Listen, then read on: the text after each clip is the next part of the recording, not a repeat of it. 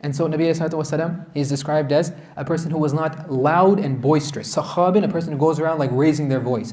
ﷺ. It's not something he would ever do. He was very quiet in his, very moderate in his tone. And he did not like when people raised their voices.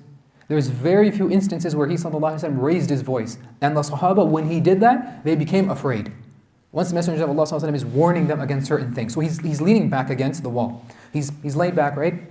And he's saying, I warn you against this, I warn you against this, I warn you against this. And then he says, and he like gets up, okay, he sits up.